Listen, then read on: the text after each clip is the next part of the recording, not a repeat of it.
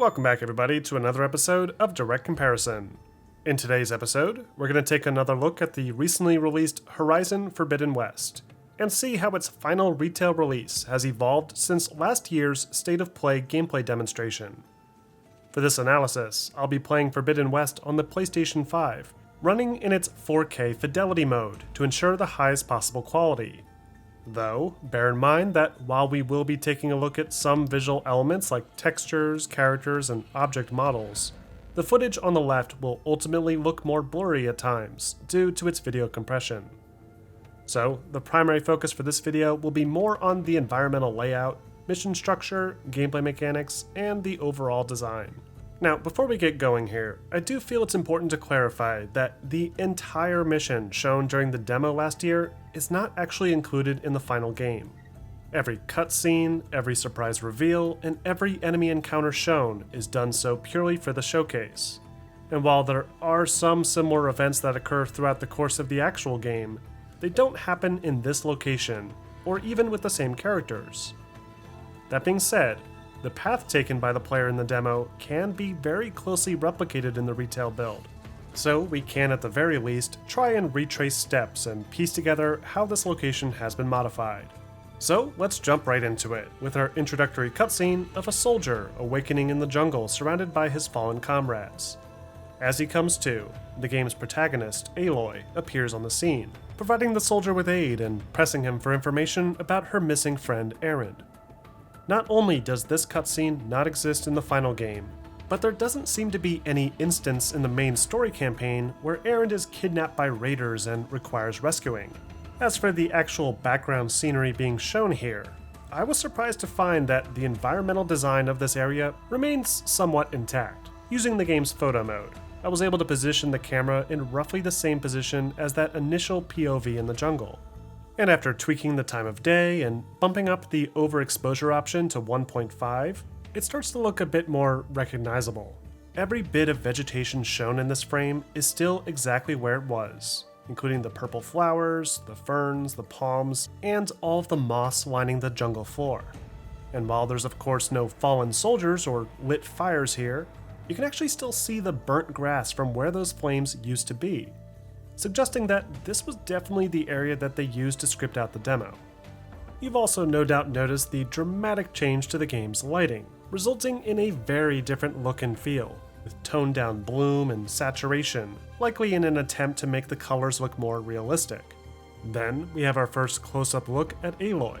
This is of course a fully animated cinematic being shown, demonstrating the more complex character animations that are featured prominently throughout the course of the actual game. But I was surprised to find that the incredible level of detail shown in that cinematic can also be found on the in-game character model as well. By positioning Aloy in approximately the same location as the demo, and again tweaking the lighting a bit, you can see the similarity in detail with things like the individual hair fibers, the subsurface scattering, and even the reflective eyes, teeth, and the peach fuzz lining the side of her face. However, the retail game does appear sharper in general, both in cutscenes and in-game. And while Aloy's cheeks can at times look about as wide as they appear in the demo, her default resting face has been slimmed down to bring it more in line with her appearance in the first game. Additionally, this particular armor worn in the game now comes with some more detail, by means of the decorative paint designs along both of Aloy's arms. Following this cinematic, Aloy then walks underneath an old overgrown machine and into our first glimpse of actual gameplay. Now, despite the environmental layout still matching up almost exactly, we can observe a very clear change to the game's lighting here. By using the angle of the volumetric god rays shown here, I manually adjusted the time of day to try and match it as close as possible. But due to the increased density of trees to the right, the sunlight no longer pours in as much at this specific time of day. However, by reversing the direction of those light rays to the early morning hours, you can still observe a lot of the nice effects being shown, like the silhouette of that old street light, and the green glow of the tree leaves as light passes through them. Even some of the weird volumetric artifacts are retained, where certain object models seem to be weirdly poking through the light rays and causing some unusual shimmering. Though, despite some similarities, Aloy still seems to have much less indirect lighting applied to her character model, regardless of what time of day is set. Moving on a little bit more, we get a better look at this waterfall as Aloy passes over it using a fallen tree.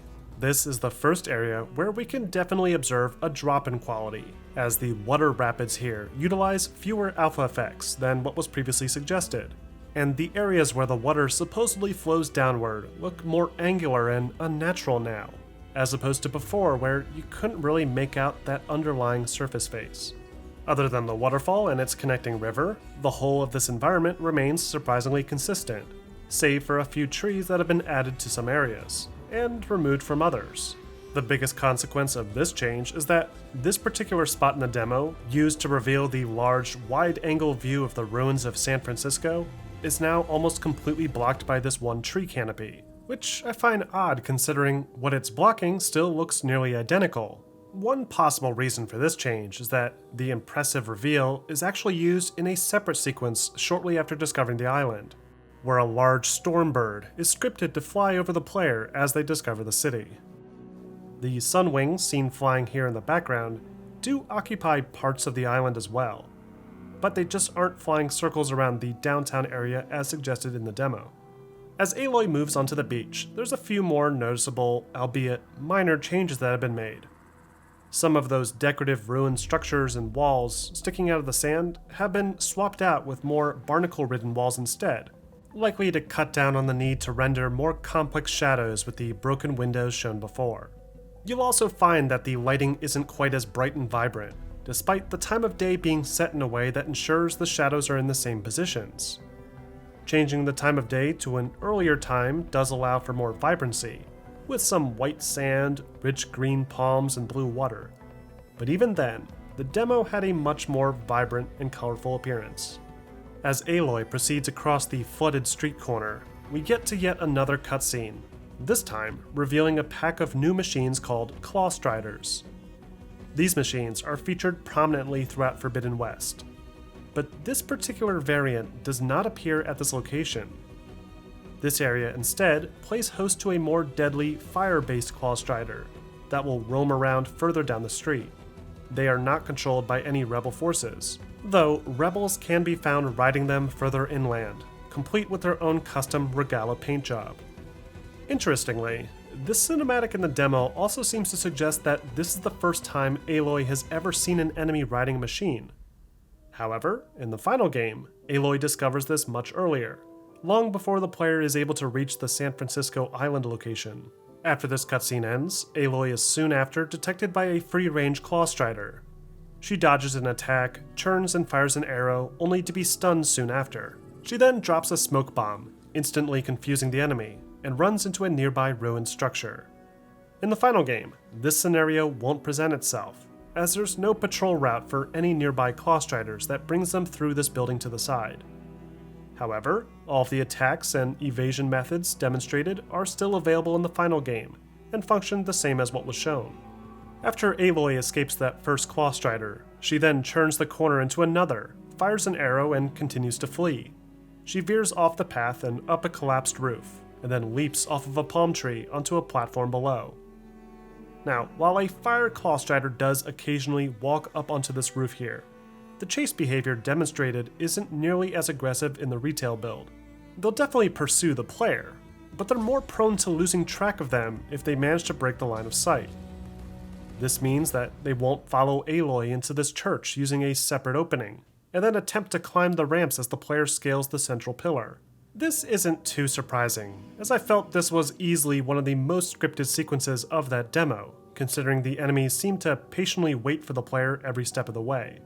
Though I do believe that the intent of the scene was to add an exciting element around the demonstration of Aloy's new traversal maneuvers, including the ability to vault over low objects, the ability to use the focus to pulse for usable handholds, and the new free climb system. All of these mechanics are present in the final game, and are used heavily throughout, though the vault and jump maneuver shown here isn't nearly as fluid, as the delay between the vault and the jump aren't as seamless, and the roll performed as Aloy hits the ground causes the player to leap much further forward, likely a change made to make combat throughout the rest of the game more manageable. As for the environments here, there's again only minor changes. These coral shelves, for example, have been removed from this barnacle-ridden wall, and instead of a completely flat surface transitioning to the grass field near the church, the retail build has a slight gap in this corner, requiring the player to make a small jump. I also noticed that in these few frames, you can actually see the edge of the playable area used in the demo, as there doesn't seem to be anything past that pile of rubble. But in the retail build, you can see past these distant objects, revealing that the demo was more than likely a vertical slice of the game that was only expanded upon following the showcase. Moving into the church ruins, we can spot a few more changes. First, a new hiding place has been added near the base of this first pillar, and then there's the lighting that's not quite as bright as it was before, despite the time of day still lining up almost exactly. It appears there's less global illumination in the retail build, with areas in the corners and opposite direct light being hidden in more shadow than before. And with the change to the coloration I mentioned previously, it just feels less vibrant as a result. After being spotted again, Aloy vaults up onto the pillar using the free climb system, and then, using the new polecaster device, zips across to a nearby beam, and then quickly dives off into the water below. All of these actions can be replicated in the final game, and aside from the enemy placement and the lighting that I mentioned before, it looks more or less the same too. It's not until we arrive to the underwater scene that things start to change drastically. After diving underwater, the demo reveals a gorgeous underwater coral reef, filled with brightly colored undersea life, brought out further by a luminescent blue glow. But in the retail build, no matter what time of day is selected, it's impossible to generate the same results. This location is much darker now, with the details along either side of the reef hidden in shadow. And while most of the detail remains intact, there are a few coral shelves still missing. Once Aloy resurfaces, we're greeted with a vibrant view of the ruined church window and the nearby structures, as two burrowers paddle in the distance. Burrowers can swim just like this in the final game. They just don't have any patrol routes around this area. And while all the decorative objects like vegetation, coral, and high-res textures are retained, the difference in the saturation is made clear once again, as the bright blues and greens now sort of blend together, resulting in a much less vibrant, but arguably more realistic appearance. There's also a little bit of detail added to the scene as well, like the small metal window frame sticking out of the water to the right, and the addition of white foam along the surface of the water. After spotting the burrowers, Aloy dives back under the surface and slowly swims through the coral reef. Because this location is now much darker, the bioluminescent coral lights up even more brightly here, starkly contrasting with the rest of the scene. After passing through this undersea archway, Aloy then swims through some thick seaweed at the edge of the reef, and stops to watch as a large snap maw swims past. This same snap maw is still present in the area, but if you check its routine pathing, it now only swims counterclockwise, as opposed to clockwise like before.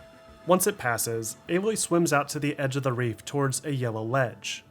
Here, there's a lot of activity, with large schools of fish swimming in the distance, significant plant life, and a strong current moving in the direction of the church. But in the retail build, there's no current. These currents exist in the game, but this particular one has been removed. Though otherwise, with the exception of some removed decorative seaweed, this undersea area remains mostly the same. After her swim, Aloy then surfaces near the side of a building and pulls herself back up onto the beach. There's a few more changes that can be found here. For one, the water surface has more white foam to account for the increased wave activity, and alongside the building itself, you'll find that the vegetation has been replaced with some concrete rubble, though you can still see some of the older assets hidden behind. After vaulting over another fallen tree, we get to this gorgeous wide-angle shot of the wrecked plane sitting atop a distant waterfall. You'll notice in this same scene, with the time of day tweaked to try and line up as closely as possible, that the retail build is considerably darker. Trees and vegetation on either side of the frame are hidden in shadow more, whereas in the demo, there was a blue tint that helped to illuminate some of this. Additionally, the bloom used to accentuate the cockpit of the plane has been removed, and it's difficult to even see the cockpit itself without changing the lighting completely. However, there have also been some more details added here, including more vines dangling over this building's facade, along with additional trees growing through the top.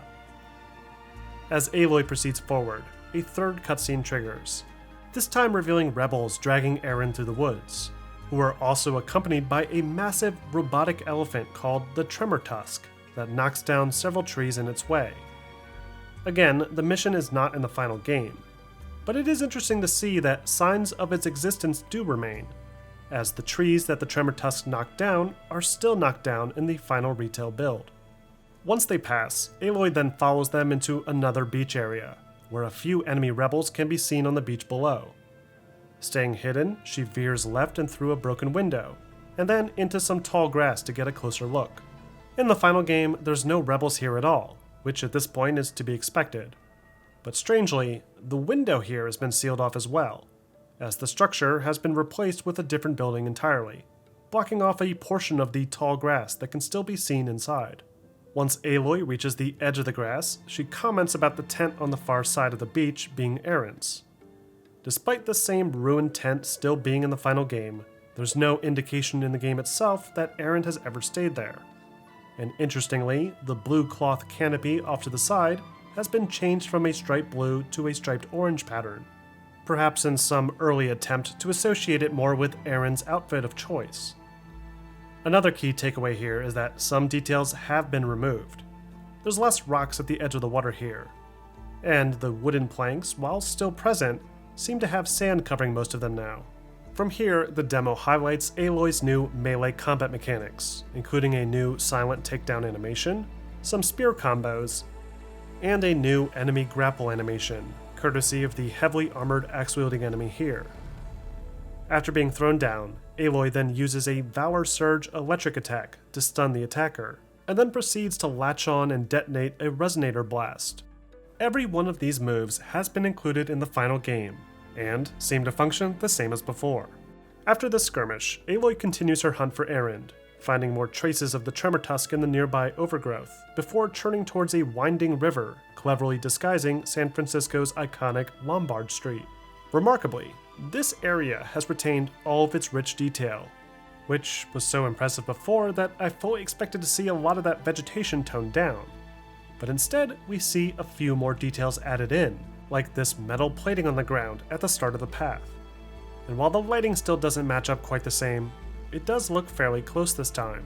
After taking in the sights, Aloy then rushes up a metal ramp on the left side, pulses her focus, and then zips across the river below using her polecaster. She then walks out to a nearby overlook and spots the ruins of the old Golden Gate Bridge. Just like the big wide shot reveal from before, this scenic overlook has been blocked partially by some repositioned vegetation. But aside from this one tree and some ferns that have been removed off to the side, this area still looks about the same. Aloy then jumps down and makes use of her new shield wing to glide safely to the beach below, again a feature in the final game as well. Once she reaches the beach, she then sprints and slides through the sand, kicking up dirt as she hides in the nearby tall grass. She then moves to another set of grass closer to a wild Clawstrider.